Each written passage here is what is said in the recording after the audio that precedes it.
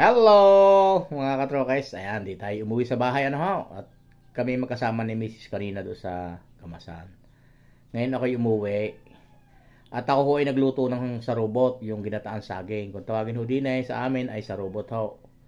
At ari medyo manibalang na saging, ari papakita ko sa inyo.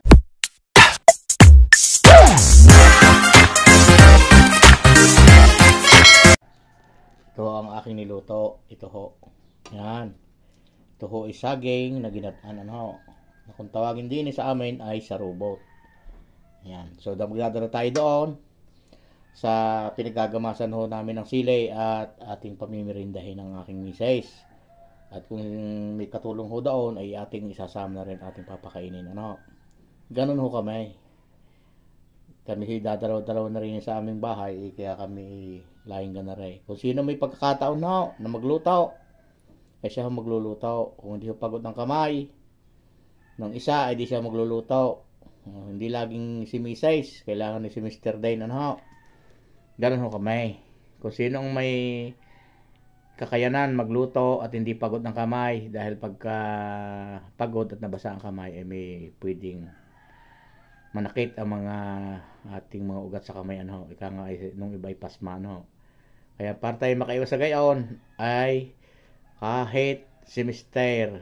ay magluto yung kung anong kaya gawin. So ayun at ating lalagay na sa plastic doon sa ating lagay sa Tupperware So ito na po, dala na natin yung dalawang plato, dalawang tasa, saka yung ginatang saging, may tubig at saka may kape tayo. So let's go, punta na tayo sa gamasan ng sili. Dito na po yung daan pumunta sa ating ginagamasan na sili. Ayan.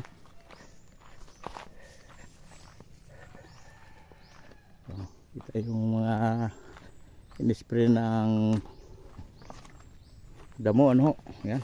Hindi po patay. Mga kugon po yung yung in-spray natin dahil sobrang pong kapal niyan. Kaya pagka dumami, mahina po yung tanim. Kaya kailangan po natin isprayhan. So dito naman tayo sa gamasan. Ayan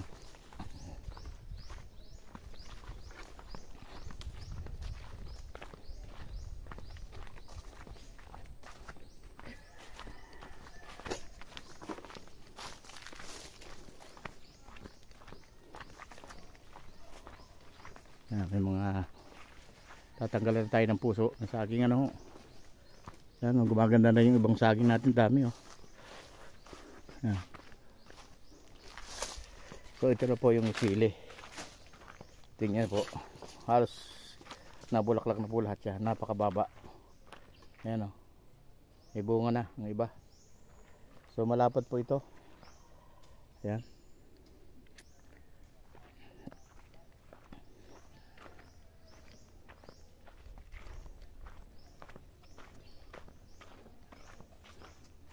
Yung mga matataas na rin pong niyog yan pero tinaman ulit natin ng bago yan para tayo may pasunod na yan.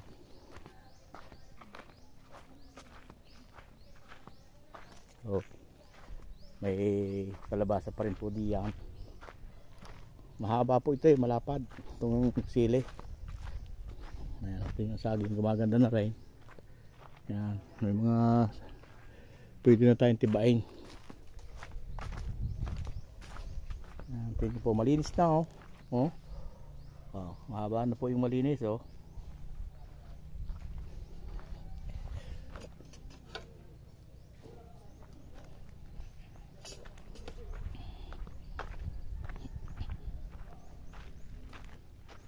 ang ganda po sa baba na yun.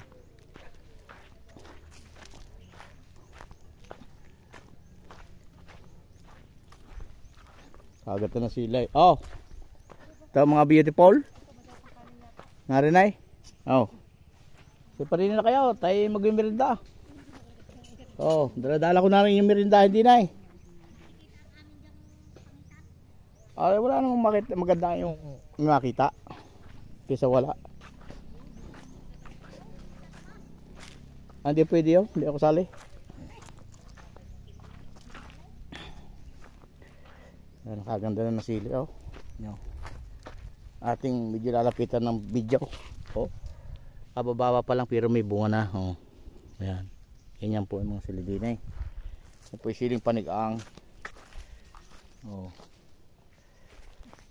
So kailangan po magamasa niya lahat. Ito nagamasa na yan yung baba. Ito na lang oh. Yan. Medyo malapad-lapad din ho. Aray isang lata. Oh.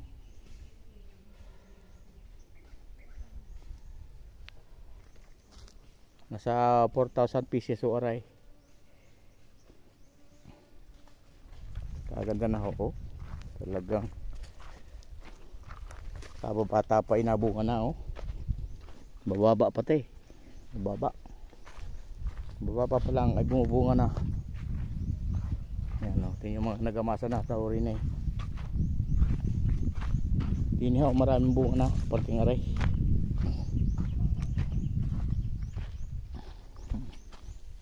Yan o. Tingnan po oh. Talagang kababa pa eh. Ang dami ng bunga oh. Yan. May nalalaglag na eh. Ito, amay.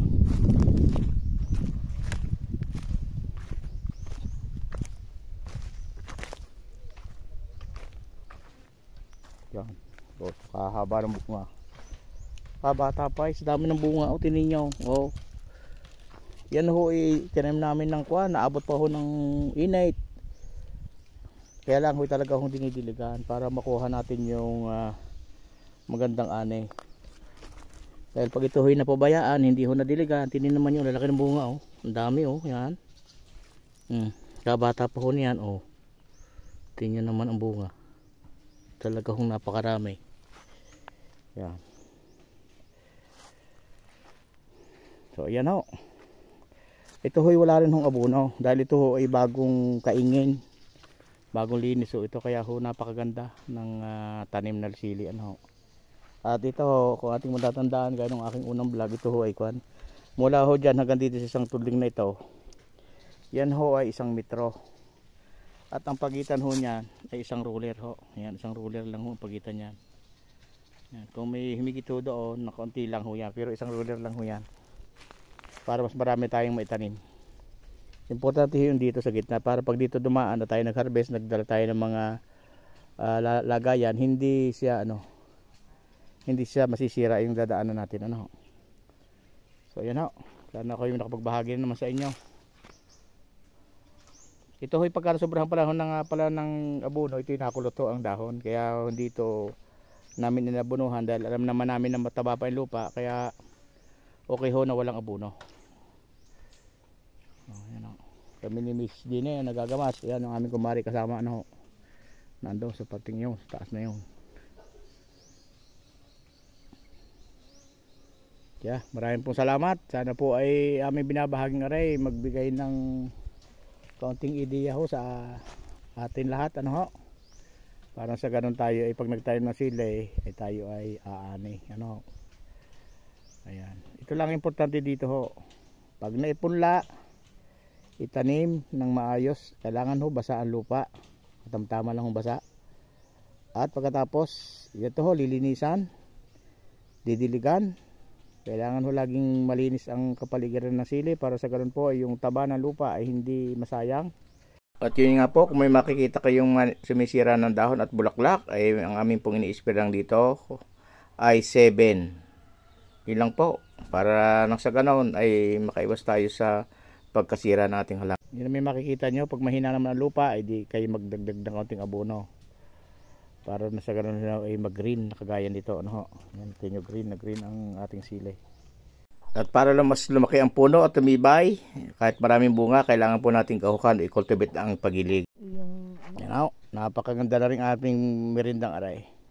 Aray sa robot na saging, din sa bundok. Oh, kasama yung kapay. Kasama na yung tinapay ay. Kasama ng tinapay. Kaya dito naman tayo saging naman. Naginataan. Ay, kasarap niyan. Ano ba ito? Aba, oo. Yan sinamahan ko ng kaunting asin na may asukal na marami. Para agaw yung sarap, yung lasa. Tapos na buringke. Magkaya na kayo. Taob na buringke ano. Taob. Ba, tatlo ko. Ganun lang kami din sa bundok. May kape pa rin naman dala. May kape nga dala. Mm, May tubig may din. kape, may Upo mo yung tubig. sinilas mo. Ba? Upo mo yung sinilas para hindi Sino ka masyado? makapahipay nga ng Wala ka masyado. tingkayad. Ay, si Tia Diling. Yung baga mga kapapag-ungan, dumayo ng ligo sa balong. Galing Kailan? silang dagat. Na isang araw. Mm. Nung napaungkot si Uning may dalang barahan. Ayan. Kain na. Mag-iina sila. Ayan. Dayo sila doon ng ligo. Galing dagat. Ikaw susubukan ko muna. Susubukan ko muna ho, aray. Parang ito. Oo. Tawa naman. Susubukan ko na eh. Oo. O, dalawa. Maganda nga yan. Busog na busog sa pagmamahal. O, yun na. Ayan pa. Isa pa. Kulang pa eh. Comment na naman sa inyo ni Iling. Kasweet ga. Oo, di ari tatlo baga. O. Hindi pa. Yan na. Kakasweet nga, no. Tawang aso nakatingin. Nagkalma ba si Amo? Kung gusto niyo ang video na ito, like, subscribe, and click the ring. Click the notification bell or bell icon. Ba? Yeah. 2 times para ma-notify po kayo Yes. sa mga susunod namin gagawin na videos. Thank you. Bye! Bye-bye.